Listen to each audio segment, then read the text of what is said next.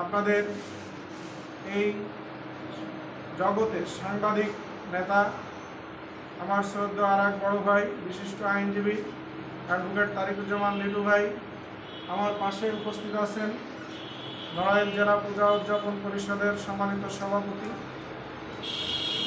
বিশিষ্ট আইনজীবী আমার শ্রদ্ধা বড় ভাই জনাব অ্যাডভোকেট অন্ন ঘোষ, আমার পাশে উপস্থিত আছেন নড়াইল প্রেস ক্লাবের সম্মানিত সেক্রেটারি আমাদের প্রিয় ভাই লাবলু ভাই এবং ব্যবসায়ী নেতৃবৃন্দ, প্রবাসী পরিবারের সদস্যরা, সুশীল সমাজ, সাংবাদিক বন্ধুরা, আজকে আপনারা অতি অল্প সময়ের নোটিশে আহ্বানের মাধ্যমে আপনারা যে সাড়া দিয়েছেন, আমি সবাইকে আন্তরিকভাবে মোবারকবাদ, ধন্যবাদ জানাই।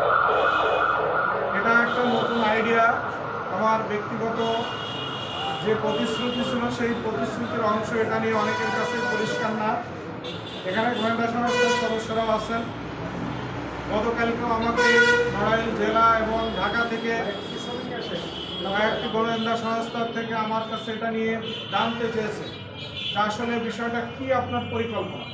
তখন আমি ওনাদেরকে সংক্ষিপ্তভাবে আমার ব্রিফিংটা তাদেরকে আমি দিয়েছি।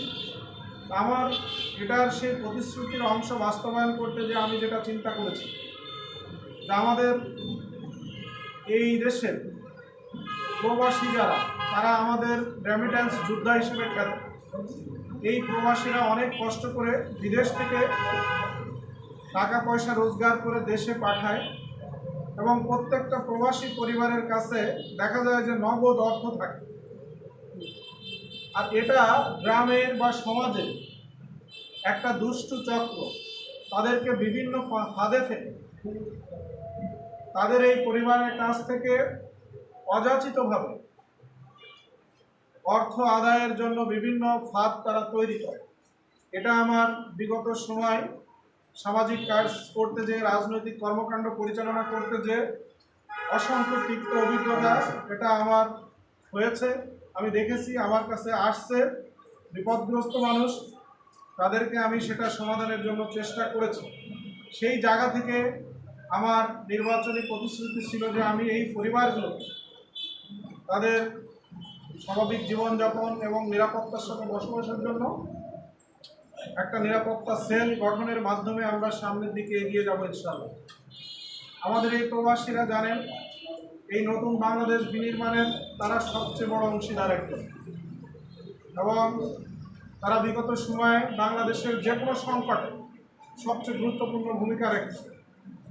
এবং আমি বিশেষ করে আমার এই নির্বাচনী টোটাল কর্মকাণ্ড প্রবাসীদের কাছে আমি সত্যিকার অর্থে ঋণী। কারণ এই প্রবাসী ভাইয়েরা যেভাবে কাজ করেছে আমি জানি, একটা প্রবাসী পরিবার এবং শুধু একটা পরিবার না, ওই প্রবাসীর যত নিকট আত্মীয় স্বজন আছে, আমি জানিও না বা আমি সেখানে যাইও নি, কিন্তু আমার পক্ষ হয়ে ওনারা বিদেশে বসে ক্যাম্পেইন করছে, প্রতিটা বাড়িতে বাড়িতে ফোন করছে, লোকজন পাঠিয়েছে।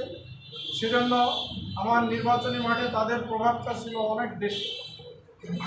সেই দিক দিয়ে আমি তাদের কাছে অনেক ঋণী এবং আমি মনে করি যে তাদের নিরাপত্তা নিশ্চিত করাও আমার দায়িত্ব। আবার এখানে আমাদের দেশে বিভিন্ন ধর্মের মানুষের বসবাস, মুসলিম সংখ্যাগরিষ্ঠ এলাকা এটা।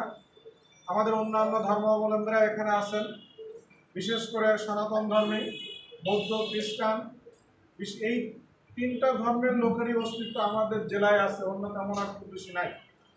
সেদিক দিয়েও আমরা খেয়াল করে দেখছি যে সমাজে এটা নিয়েও আমাদের অনেক কষ্ট আছে। একজন মানুষ যদি ধর্মীয় দিক থেকে তিনি যদি সংখ্যা গরিষ্ঠ না হয়, তাহলে তার উপরে জুলুম নির্যাতন চালানো এটা তো নিশ্চয়ই আইন কখনো বৈধ করি নাই। কিন্তু আমাদের দেশে এটাও হয়, আমাদের এলাকাও হয়। সে জায়গায় দাঁড়িয়ে এটাও আমার নির্বাচনী প্রতিশ্রুতি ছিল যে আমরা